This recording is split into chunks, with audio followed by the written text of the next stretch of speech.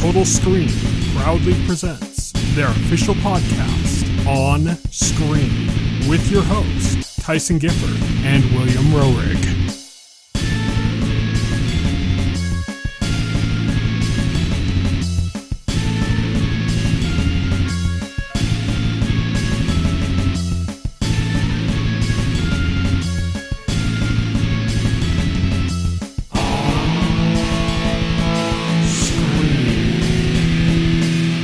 Everybody, and welcome to On Screen, the official podcast of the Total Screen. My name is Tyson. My name is Will. And today we are going to be talking about Gladiator II, Electric Boogaloo. In addition to that, we also have our regular On the Horizon segment. That's where we talk about what's coming up in the next week. We also have some news stories and On Beat, as well as a few trailers to go over. One from the Super Bowl, two not from the Super Bowl. And then we're going to move on to our final discussion, which again is going to be Gladiator II in full spoilers. But let's kick things off with On the Horizon.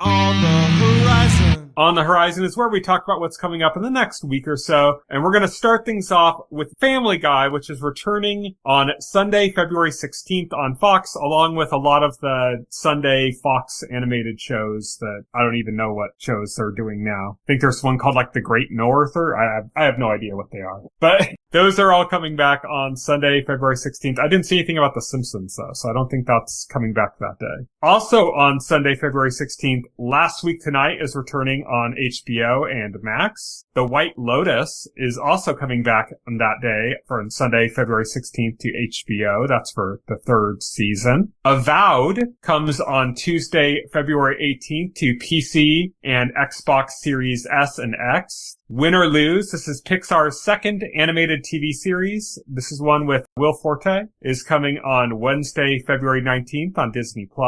Reacher returns for its third season on Thursday, February 20th on Amazon Prime. If you just want to watch a really big guy like beat a lot of ass, there you go. Zero Day, which is a limited series about a White House drama starring Robert De Niro. It's like Robert De Niro in a TV series on Netflix, and that's coming on Thursday, February 20th. Again to Netflix. Like a Dragon, Pirate Yakuza in Hawaii comes on Friday, February 21st to PC, PS4, PS5, Xbox One, and Xbox Series S and X. And The Monkey comes to theaters on Friday, February 21st. This is the next movie from the director of Longlegs, and it's a new adaptation of the Stephen King story. So that is it for our On the Horizon section, and now we're going to move on to On Beat.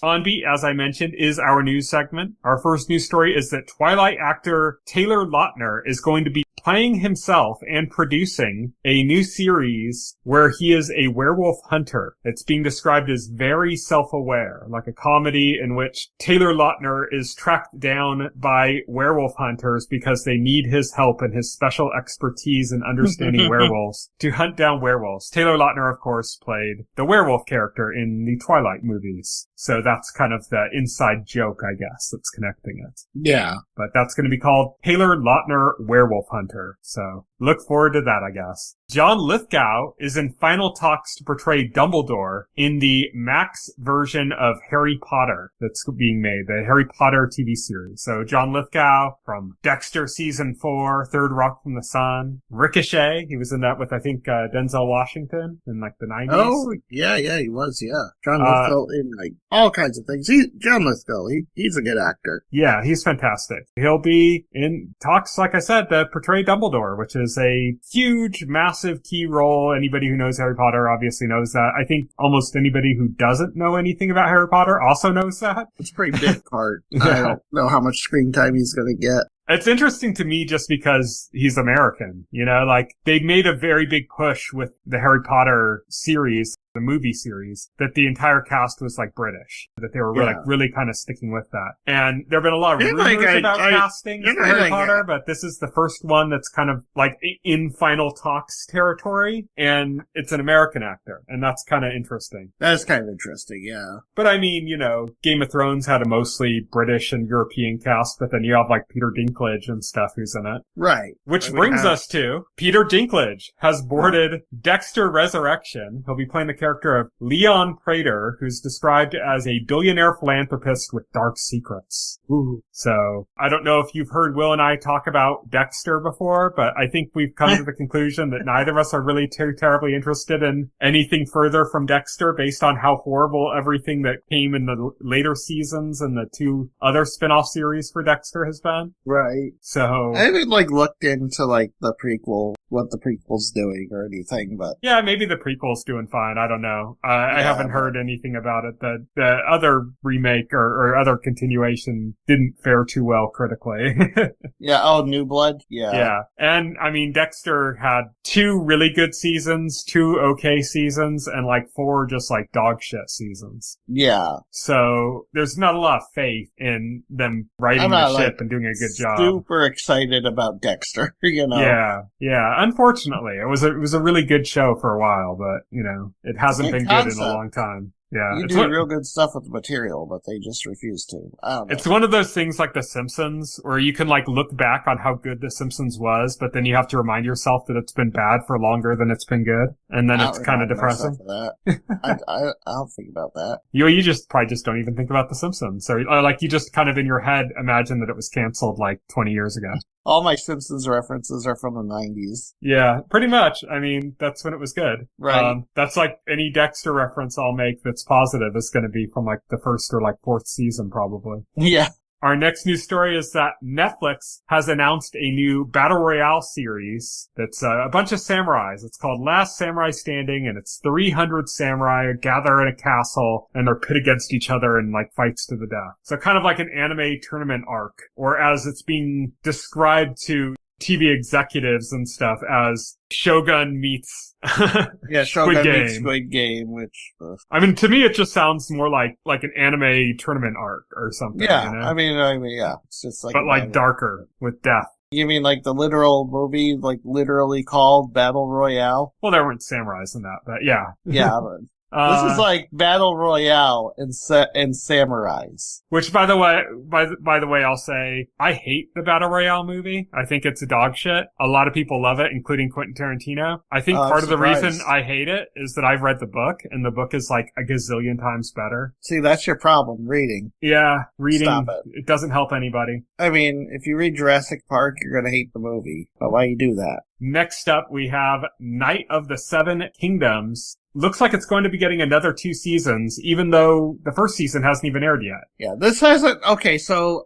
I should clarify, I should add context to this. This was an interview Deadline conducted with Francesca Orsi, who's the head of drama series and films at HBO, that they held at the White Lotus Season 3 premiere, where she said she loves Dunkin' Eggs so much that we're already planning on how do we build this out for 3 seasons in total. This is just quoting Deadline. We're not picking it up officially, but it's looking very good. We're looking at it as a holistic piece, Seasons 2 and 3, because there's 3 novellas. Mm-hmm. So nothing has been greenlit, nothing's official, but they are thinking about 3 seasons for the show. It should also be noted that there's 3 novellas, but the series isn't done. Yeah. No, and this is George R.R. Martin we're talking about. Yeah, exactly. George R.R. Martin says he wants to write more Dunkin' Egg, but, he's got other things he needs I think to be he's writing. afraid he'll be assassinated if he puts out another Dunkin' Egg book before he finishes Game of Thrones. Which you would think would motivate him to just finish Game of Thrones, but it doesn't. Yeah, we're never going to get an end to any of this stuff. No. But there's also talk of another spin-off series, right? Yeah, there's another spin-off series focused on the Targaryens, which, again, I'm going off this... Like House of the Dragon. Again, I'm going off this Deadline article about their interview with Orsi. where she just says we have other spin-offs we're working on right now, one of which she says she won't get into, and she calls it very promising. That's a quote. And she says it's still about the Targaryen line. Mm-hmm. She says there's a number of spin-offs we can't guarantee are going forward, but we are very big budget on other ones, and I would say this is the most intimate one. Yep, which, HBO, Game of Thrones, lots of sex and nudity, intimate. That's what I'm reading. Very, very intimate. Very. It's gonna be like the sexiest, nudiest. The incestiest. The incestiest. They saw Pornhub. They saw Sibling was like the most watched stuff, so they're like, yeah, we're definitely Targaryens. Let's get it done. Yeah, man. Yeah, there was an interview previously with somebody at HBO, I can't remember who basically said that at all times, there is at least one new Game of Thrones project in development. Yeah. Basically, like, at all times. And I was thinking, like, it's so ridiculous because, like, I still come across comments on, like, the internet, like, where people react to, like, anything Game of Thrones with, like, nobody cares about that anymore. It's like, oh, that was only good for, like, a few seasons, and then, like, people stop, why do they think people still want this? It's like, have you seen how well the new material's been doing? Yeah. Plus, it's like, everybody hates on, like, the final season of Game of Thrones, but it was the highest rated season of Game of Thrones as far as, like, actual, like, numbers of people tuning in. And yes, a lot of that is people who then later on went to hate it. And they watched it because they were invested and then hated it. But to act like as if nobody watched after the first couple seasons. Like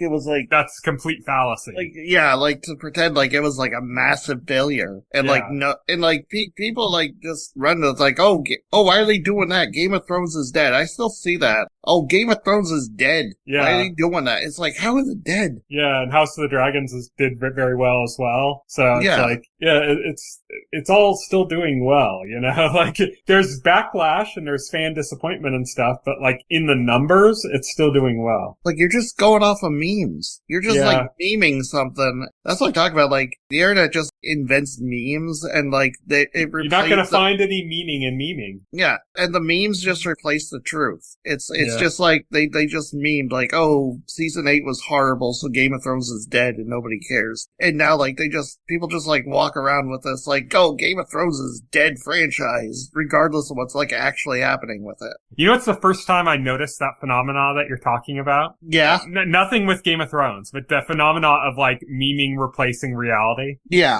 The first time I remember that happening was when people were kind of doing the joke about, oh, Hillary Clinton's the real president, not Bill Clinton. She's the one that wears the pants in the family. And then that just became like people just thought that was real after a certain point. Yeah. Yeah. Like, it was the joke was repeated so often that people just started like explaining it as if it was fact and not with any joke in mind. Like that was like what was actually going on. Yeah. And it's like, no, it's a joke. Yeah. But like, I think that's the first time I experienced that phenomena of like, a meme, or like not even a meme at that point, but a joke kind of supplanting reality in people's minds. Yeah, because it's just a thing that gets repeated so often that people start taking it as truth or start repeating it as truth. Yeah. Man, why? Stop it. I'll repeat that quote that I just came up with. It's very wise and prescient. And that is that there is no meaning in memeing. Yes, there you go. That's the wisest thing. You want the wisest advice ever? Just listen to this podcast. Yes, exactly. We're just a philosophy podcast. Yeah, exactly. Okay, what else have we got? Well, that's it for our regular news stories. Now we've got a few trailers to go over. We're going to start off with a Super Bowl big game ad, which is for Thunderbolts. So there were a number of big game ads for the Super Bowl, but most of them were just kind of like recuts of the same material we'd already seen. Yes. Yeah. A lot of them was just like, I guess Thunderbolts actually, like, I think this is like the first full trailer for Thunderbolts we saw. The others were like teasers. Mm-hmm. I'd say the last trailer was pretty Last cool. one, yeah, had like pretty decent, like, this has like a lot more new stuff in it. This shows more the story too. Cause like the last one was more just about the dynamics of the characters. And this one kind of like presents the threat, which hadn't been presented in past trailers. So, in that way, I think it's kind of interesting. Yeah, this one's interesting just because, like, it gives you more of a look at the film. I'm actually excited for this movie. I think this movie looks fun. I like the character dynamics. Just watching the trailer so far, I think they nailed the character dynamics, which is like the most important thing for this. I'm going to give you a little bit of skepticism that's going to break your heart a little bit. Oh, no. And that's that the same thing happened with Black Widow. Yeah. As much as you dislike Black Widow, I think you and I both agreed that they nailed the character dynamics with the family. Oh, yeah. Well, what happened with Black Widow was like, okay, Red Guardian, fantastic. Yelena's fantastic, one of the best additions to the MCU. I thought Florence Pugh was great in that movie. Scarlett Johansson was, doing her thing as Black Widow. It's just, man, they did not, the antagonists were, boring. They had, just some boring antagonists, and the plot was, just kind of, by the numbers. They didn't, give these characters anything interesting to do in Black Widow. That was the problem. Here's the problem with Thunderbolts right now, okay? Yeah. So we've got Bucky, Yelena, and Red Guardian. Great. Awesome. Great. But we've also got Dollar Store Captain America, which they even say in the trailers. Yeah, they did. I thought that was a good joke. I like John Walker. I think MCU John Walker so far has been an interesting character. I like the actor. And he has some good lines in the trailer. I like the actor. I think there's potential there. Yeah. But then you have your favorite Taskmaster. And here's the thing. Do we? How many scenes does Taskmaster have in any of these trailers? Well, does it look like we only see Taskmaster in she's one of the Thunderbolts because she's represented. She is, but she is mysteriously missing from a lot of these scenes. Maybe she's just really bad in it, and they don't want to show those parts.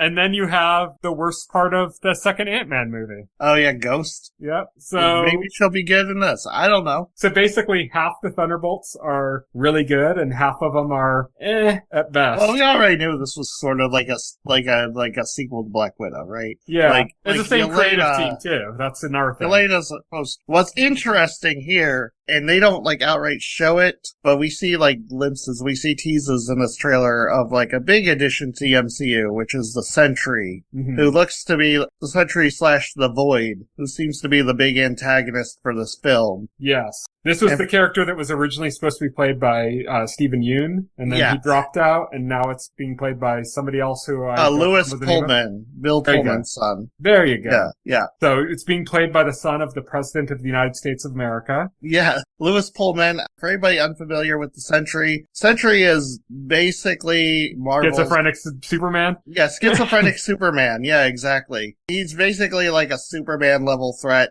He's generally a good guy, except for his alter ego, the Void, which is an entity that, lives inside of him, which is pure evil. Yeah, so I think I had a discussion with somebody about this recently about both Thunderbolts and Cat 4, which you can't really divorce the conversation because they're the next two Marvel movies, and they're also kind of in that same vein of the more grounded, it sounds weird to say grounded when we're talking about a Superman parallel character, Right, yeah. But the more grounded Marvel type movies, they're the two kind of in that line, and they're kind of back to back, and there's probably going to be some big connections between the two just because of the way they put them back to back makes me suspect that. I don't know anything. I'm just saying probably based on the style of the release. And this is what we're getting before Fantastic Four, which is kind of the one that people more have their eyes on, are these two. And Thunderbolts of the two definitely looks better to me. I'm going to see Cat 4. Oh, Thunderbolts, definitely looks better.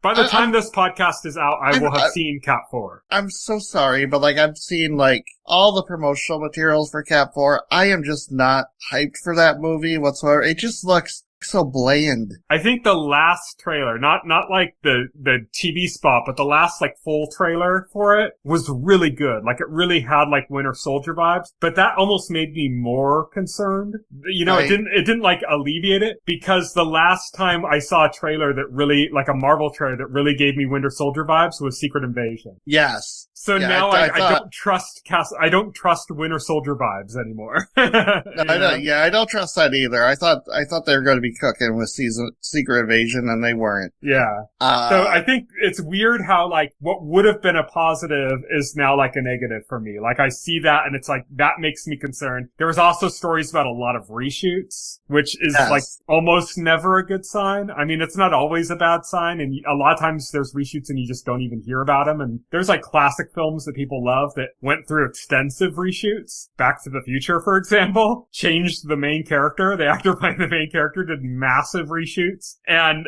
it's one of the all-time classics, you know? But usually when you're hearing about reshoots, it's not a good sign. Yeah, and no, I don't want to color your opinion before going in, but currently critics' reviews are not very kind to it. I think people are overstating it when they're saying that the reviews are all negative. They seem almost like 50-50 from what I've seen. Yeah, well, Rotten Tomatoes is at 52%, you know, yeah, for that, which is literally 50-50. I've seen a lot of reviews that are like, it's fun, it's a good time, and some people are like, this is empty and boring, you know? Well, yeah, and you know what, it could be both at the same time, because like... True. Yeah, because popcorn films can be fun, they can have like good action and quippy, but they could also like just be about nothing and, you know, not really have any substance to them at the same time. Another concern for me with Cat 4 is that this is the same creative team for Falcon and Winter Soldier, which had its moments. There were parts of it that were good. I didn't hate Falcon and Winter Soldier. I actually liked it. But it was kind of boring for the most part. And they talked about that there were like 3 episodes cut. Like it was supposed to be 3 episodes longer. And the second I heard that, I was like, ugh. Like it should have been 3 episodes shorter. It just kind of sucks, you know, if this movie is just like mediocre and forgettable as it is, because this is the first time, you know, like Anthony Mackie's first time leading a Marvel movie, and the previous Captain America trilogy, the Chris Evans trilogy, I'd rank the entire trilogy among like the best of the MCU movies. They're like really solid, especially like... To me, Winter Soldier was the best MCU movie, period. Oh, Winter Soldier is like number 1 or like close to it, fighting with like one of the Guardians movies. Yeah. I think honestly like Guardians and some of the Avengers movies are the only ones that compete with Winter Soldier. Yeah, Winter Soldier was just so good. Yeah. And yeah, to me, like that was like the perfect movie. And it's kind of like, okay, yeah, it's okay for Eternals to be bad, but like this is kind of following a legacy here, and that's rough. Yeah, it's really unfortunate. I'm hoping it turns out okay. Like I said, by the time this podcast is edited and up and available for people to listen to, I will have already seen it, and I might just kind of give my brief impressions next week, like kind of a thumbs up, thumbs down, not really talking about it because I don't want to spoil shit. But I might give my brief impressions next week of just if I liked it or not, basically. But yeah, I mean, Thunderbolts and Cat 4 both have a lot working against them. They could both be great. Who knows, you know? And of the two, Thunderbolts is the one that looks the most fun, you know? Yes. Yeah, Thunderbolts 2, looks the most fun. It looks like MCU Suicide Squad. Yeah. Which is funny, but let's hope it's more like MCU The Suicide Squad. Oh, yeah. I think it will be, because I don't think there's going to be, like, some outsized focus on Will Smith, you know, like in this movie. If I see a guy in white and green makeup with a fucking face tattoo, I'm gonna lose my shit.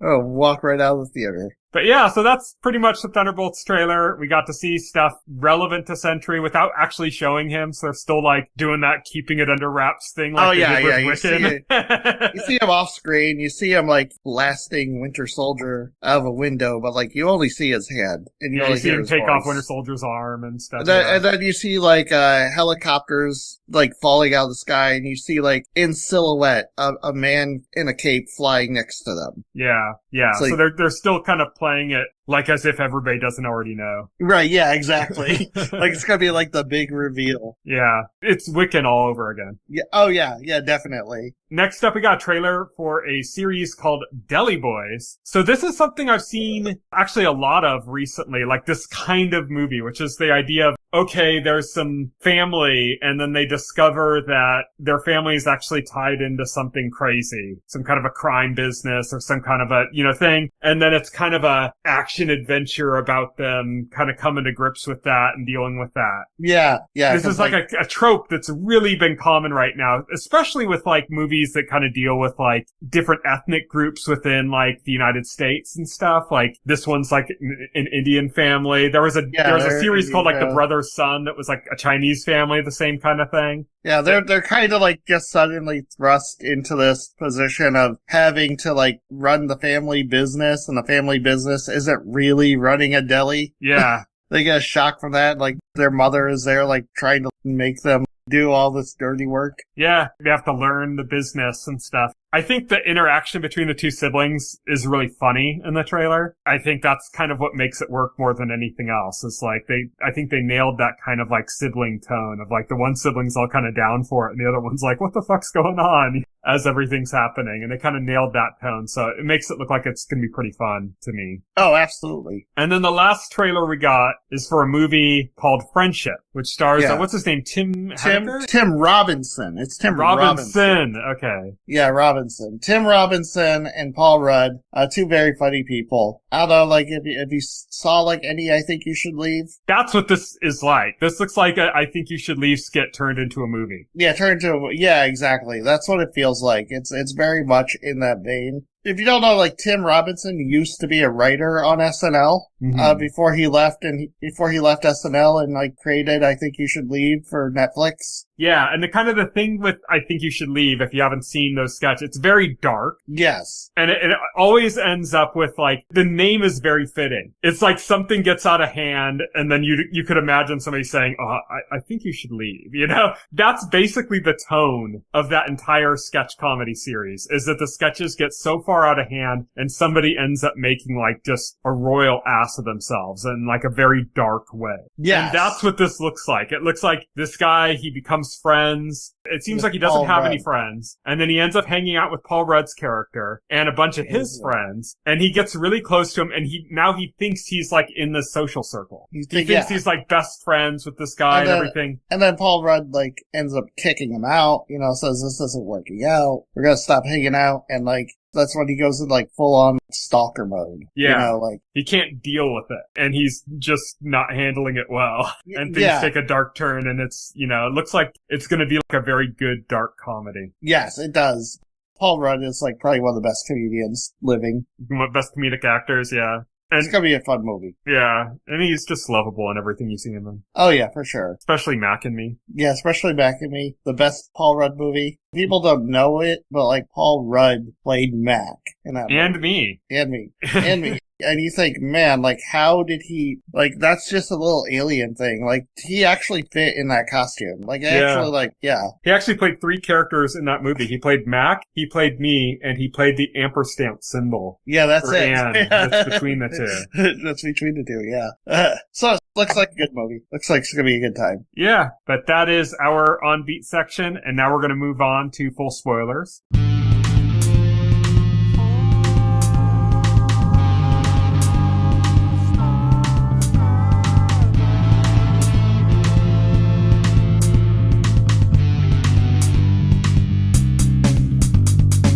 Full Spoilers is our final segment of this week's podcast, and this week we are going to be talking about Gladiator II in Full Spoilers. Yes. So, the two of us, we've seen Gladiator.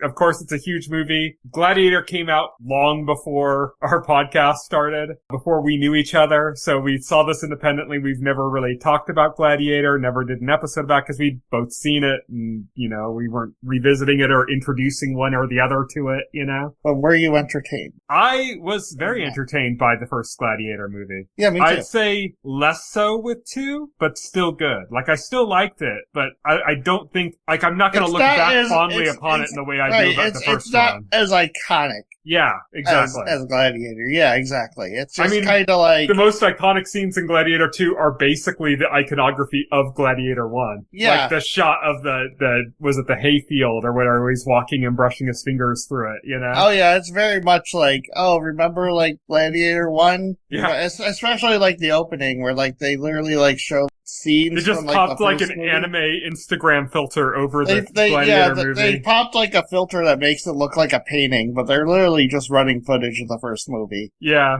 I actually thought that was kind of cheap. Like, I was kind of like, really? You just, like, slapped an Instagram filter onto the footage? Yeah, exactly. This is a multi-million-dollar studio movie, and he just slapped an Instagram filter on 20-year-old footage. Yeah. Okay. People talk about the 4K remaster of, like, Gladiator. I want the Gladiator cut where, like, the entire movie just has that filter on it. That would be great. I remember, do you remember when Conan did those parodies of the Thor movie when the trailer was out and he had like the high-pitched voice? The I'm Thor! Or whatever.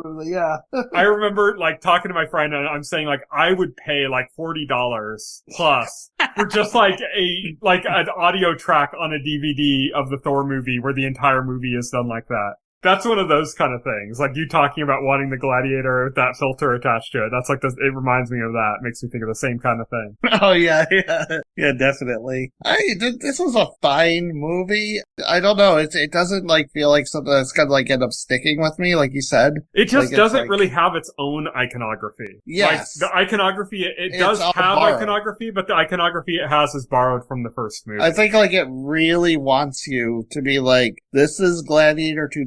This is like any period piece about Rome. This is specifically Gladiator II. This is a sequel to the last movie I made about this period. Please understand that this is a sequel. We get a lot of stuff like this now. Like I think you mentioned last week something about like we're in the era of IP. Yeah. And I think we get this a lot now where we get properties that don't really add new stuff or add really interesting iconic elements to the existing IP, but just kind of like, hey, wouldn't it be cool if we did this too with this IP? Right. And it almost kind of feels like fan fiction. Yeah. And that's kind of what I got from Gladiator 2. Like, it's like really good Gladiator fan fiction. Yes. Yeah. Like, I'm not like, saying it's I'm garbage. not saying no, I mean, this is perfect. It's perfectly fine. If you've never seen Gladiator, like, one thing I say is, like, if you've never seen Gladiator, you could watch Gladiator. Watch it, but I mean, you can watch this and be perfectly fine. Have a perfectly good time. Yeah. I mean, the performances are solid, you know, like, it's big budget, you know, it's got a pretty decent story. It's got good bits. It's got good bits in it. The naval battle in the Colosseum. I really like the naval, like, if we're gonna, like, take one thing away from this movie, it's going to be the naval battle, because that's the one thing you're definitely gonna remember. Yeah, that was fucking cool. The fact that, like, we've known that, like, they did this in Rome and the Colosseum this whole time, and, like... We've never seen that represented, though. We've never seen that depicted or represented, probably because budget. Yeah. But, like, here we got Ridley Scott, who's kind of like, fuck budget, I'm gonna do whatever I want. Yeah, exactly. Yeah. I mean, that's the exact reason. It's like, we've never seen something like that before, and now we have, and it's amazing. Just the idea of that kind of spectacle is just insane and amazing. Yes. And then, of course, you know, like, besides just stuff like that, you have, you know, Denzel Washington. Great performances, great character motivations. Yeah, great character. Yeah, like, very, like, complex villain. Yeah, great character motivations. Him ending up being the final villain, you know, was, like, really good. Especially, like, the scene, you know, at the end, like, the fight scene at the end. Yeah, it was all very good. Like, it was all very cool. They nailed his character motivations, too, and actually made him kind of like a sympathetic villain. But it's just like, but you're just kind of going about it the wrong way. Like, you kind of took the wrong lesson from your situation, you know? Right, yeah. But besides that, it's like, he kind of has every right to be doing what he's doing. It's just that it's almost like you just kind of wish he went for the more burn it all down approach. Rather than I'll take power this time, you know? Well, you know, it was the thing where, like, yeah, he could have burned it all down, but, you know, he desired power. He wanted to be a tyrant. So he didn't really want to burn it all down. He just wanted to take it for himself. Mm-hmm. I think it was interesting the way they did the kind of the dual ruling emperors thing. And that's an actual historical thing. Like, that's happened before. In ancient Rome, there have been like more than one Roman emperor at the same time. That's I not don't know how like that works, but yeah. Yeah, it's been copied in fiction. Like, they've copied that, like, and not even just stuff with Rome. Like, that was the big plot point of like the Underworld movies, was the idea of like shared power and kind of, so they've done that kind of story, and that's all based on actual history in Rome where that's happened. And so they kind of did that here. I don't think they really did a great job of explaining how those emperors came into power after the events of Gladiator 1. Like, there's a big gap between Gladiator 1 and Gladiator 2 where almost nothing is explained, like how it got to where it is in Gladiator 2. Right, yeah, like how the society... There's a sequence where they're talking about, like, the end of Gladiator 1, and they're like, oh, you know, like, the dream of Rome there's this exposition at the beginning where like, oh, but the Dream of Rome faded because like these two emperors came into power and like they're tyrants and hope is fading across the empire. But yeah, they don't like really go into like the nuts and bolts of like, okay, how did this happen? Yeah, you have kind of like one of the emperors, both of the emperors are fucking nuts. Yeah, they're both crazy. One of them is like super nuts, like, and he's like, I don't know if he's based like on Caligula. One? Yeah, I don't know if he's based on Caligula, but there is the thing with where Caligula named a horse as like his main advisor. Yes, yeah. And in the crazy guy in this one names his monkey as his main advisor. Although, like, historians are torn on whether like Caligula did that because he's crazy or he did that because he was mocking the Senate. It could be either way because you know, or it could be tall tales that are mixed in and stuff. Because mixed in, yeah. Kind of like the one woman, the Russian ruler, the series The Great is about her. Yeah, where like, you know, her like fucking a horse and shit, you know, that there was like a whole thing about that in history, but it's like almost certainly not true because she probably would have died. Yeah, but that's like true. Something in history books, you know? Yeah, right, yeah, exactly. So yeah, it's like, I know that this movie got dinged by historians when it came out, because there was a classic thing where a bunch of historians were talking about how unrealistic it was, or how much it like separated itself from the reality of what happened with Rome and stuff. And Ridley Scott responded by basically saying, I don't give a shit. Yeah, yeah. Like, I don't care about historical accuracy. I don't give a shit about that, you know? Oh, yeah, yeah. Like, Ridley Scott, like, I mean, people were, like, dinging him for inaccuracies in Napoleon, and yeah, like, he's like, I don't give a shit. I'm over here, like, making movies. Yeah, pretty much. Yeah. So it's like, I think there's some basis on stuff. Like I said, that one Roman emperor, like, naming his monkey as, like, his lead advisor or whatever, feels like a reference to Caligula, but it could also be a reference to some other obscure emperor that I don't know about, you know? Yeah, I'm not super well versed in Roman history. Yeah, and it's like something like I'm not gonna bother trying to think too deeply of it or think like, oh, this is a reference, because it could be like a mishmash of like different, you know, a composite of like different emperors, like at the end of the day. Mm-hmm. So yeah, it's whatever. I didn't spend too much time thinking about like, oh, what's this referencing? Because like there are a few moments where I'm just kind of like, where my mind naturally kind of wandered into like where does this fit into like Roman history? Like as things were building up at the end, I'm like, is this going to be like about the collapse of Rome? Like, is that what they're telling the story of? But it didn't really go in that direction. I don't know. Like it's as Ridley Scott said, he doesn't give a shit about historical accuracy. So it's kind of a fool's errand to try to kind of place it.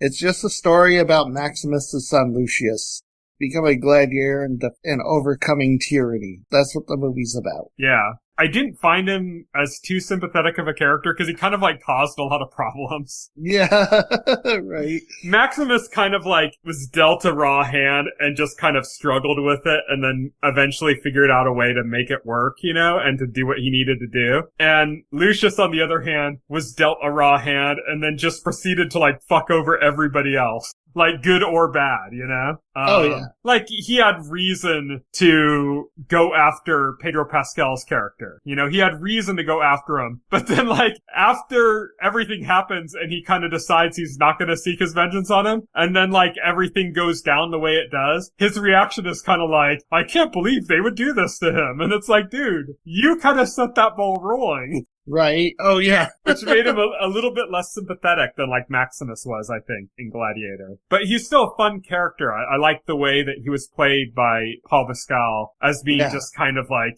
I'd say Maximus was more like introspective and Lucius is more like, I don't know, he's mischievous. He's full of rage. I think he's more mischievous though than Maximus was. Like he had a few laughs throughout the movie, you know? Right. He kind of like enjoyed kind of causing problems. Where like Maximus was just kind of brooding and dealing with it, you know? He enjoyed causing problems because like he didn't like the situation or the place he was in. Yeah, like, he was really Maximus like, caused problems, but he enjoyed causing problems, is what I'm saying. Right, That was like the difference between them. other things that are kind of interesting here. We got a few reprising roles. Connie Nielsen returned as Lucilla, Lucius's mother. Yeah. We also got the Senator Gracchus, returned, played by Derek Jacobi from Good Omens. Same character from the first movie. Yeah. We got a few kind of cool cameos, like small roles kind of. Rory McCann from Game of Thrones showed up as a general in this. Mm-hmm. That was kind of cool seeing him. The first one I mentioned to you when I was watching the movie is like, hey, this guy from Spartacus is in this movie. Yeah, the dude from Spartacus who, like, he dies pretty early into the movie. Though, In Spartacus, he was like the guy training the gladiators. He was like the trainer for the gladiator and that's house. like he's like a soldier or a general in like the army Lucius was a part of at the beginning of the movie, or like the country like Lucius was living in when the Romans I think it was almost invaded. more like a spiritual advisor or something, like a religious figure or something. Or maybe, yeah. He had like a pretty high station in like that society, you know. And he was talking the way he's talking to Lucius. Like they said, like the backstory is like Lucius showed up and like he was like one of like the key figures who took him in, you know, and like taught him like their ways and stuff. And you could tell like Lucius was close to him. And then he just dies as soon as they get to, like, the Coliseum arena, you know? Well, it's interesting because he just didn't try. He just kind of like, he was injured. He was injured from the battle. Mm-hmm. And when they were loaded up on the ship, he even, like, tells Lucius, you know, he basically says what they have in store for him is more than I can endure. Yeah. And Lucius is like, you know, never mind that. Just stick by my side. I'll make sure everything's okay. Blah, blah, blah, whatever. And then he enters the arena and immediately just kind of kneels and waits to die. Yeah. So I thought that was kind of interesting. It left Lucius alone, kind of in this cruel world, but I don't know how much I think they really were able to kind of play on that as the movie continued. He kind of like forgets about it. Yeah, he just kind of disappears after his moment in the beginning. Lucius kind of forgets about it. We mentioned him briefly, but Pedro Pascal's in this movie. Yeah, pretty significant role, you know. He's like the general. He is portrayed as like a good man who is the head general of the Roman army, you know. He's like the honorable man being forced to do dishonorable things by his station. And he's planning a coup against these twin emperors. He is planning a coup in secret. You know, he's got 5,000 men who will be loyal to him, he claims. And before he could pull it off, he is exposed and he is killed in the arena. Mm-hmm. Yeah, it was set up like Lucius wanted to kill him, like, because he was the general in charge that basically ordered the execution, or not the execution, but ordered the killing. The killing of his wife. Yeah. Yeah, who was a soldier in Lucius' army. You know, she was a soldier alongside Lucius. She was a crossbow. It wasn't out of, like, cruelty. She was an archer and she was picking people off, and he said, kill her. It was literally war. She was literally a soldier in a war. It's sad, Lucius, but like, I mean, that's what she signed up for. Yeah, right? And he didn't want to do it. I hate to like make it sound so callous about it, but yeah. He didn't even want to be there, you know? Like, right, yeah, he didn't even want to be there. Yeah. He was already like plotting against the emperors that sent him there at that point, you know? And it's like, so his character is kind of interesting. Like I said, that's part of what made Lucius like less sympathetic to me, is the way he kind of went gung-ho after him. And then when he like realized like what was really going on, he kind of like still didn't give a fuck until like Pedro Pascal's character kind of put his sword down and was basically like, if you're gonna kill me, then kill me. I'm not going to attack you, you know, and stuff. And then all of a sudden he's like, oh, I guess you are a good man, you know? And then when he's killed, he's like, why would you do that? It's like, says the person who engineered it to happen in the first place, you know? Right, yeah. Joseph Quinn from Stranger Things was one of the emperors. Oh, that's right. That was okay. I knew he looked familiar. The older emperor of the brothers. Yeah, that was killed Joseph first. The less crazy one. Yeah, that makes sense. I thought he looked familiar. And Joseph Quinn, man, he is making some moves. He worked with Ridley Scott. He did that, that Quiet Place prequel movie? I saw now some, he's in Marvel. Saw some disc posts where like Joseph Quinn was in one season of Stranger Things and already like accomplished a lot more than like all the child actors That's arguable. Yeah. I think Finn Wolfhard has accomplished a lot. Millie Bobby Brown has also accomplished a lot. She's in a bunch of B movies. She's her making. career is She's a kinda producer like, as well, and she's making a lot of money on those B movies. Yeah, she is. If you want to talk about career achievements and not just artistic achievements, I didn't want to. She apparently made like $10 million for Enola Holmes 2. There was a story that came out about that recently. I didn't actually want to get into this at all. I'm just saying, both of them are very accomplished off of the back of It was just a joke I saw on the internet. I will not stand when a joke has inaccurate information behind it. I will ruin the bit. Yeah, Joseph Quinn. Like I said, it's got a pretty stacked cast. It's got, Paul Mescal, Joseph Quinn, Bridget Nielsen, Denzel Washington. Denzel Washington, Pedro Pascal. Rory McCann. Obviously, like a lot of big names. Even Matt Lucas, the master of ceremonies at this Coliseum is Matt Lucas, the British comedian. Yeah, so like a lot. Obviously, the performances are great. It's a fine movie. It's just it doesn't like really stand out. It's not going to be as memorable as the original. There is no line in this movie that's, are you not entertained? Like, nobody's going to be saying, like, quoting this movie in, 10 years. Well, the biggest quotes in this movie, like, the biggest, most meaningful quotes, were literally things that Maximus said in the first movie. Yeah. That are, the reason they're a big deal here is because it makes the character of Lucius's mother's character, Lucia, realize that who Lucius is, that it's her son, is because he repeats these lines or whatever that Maximus said. And that kind of causes her to realize when your most meaningful line in your entire movie is the quote of a character from the last movie. It's like, exactly. That says a lot as to why there isn't really, this isn't going to be a quoted movie. This isn't going to be like that.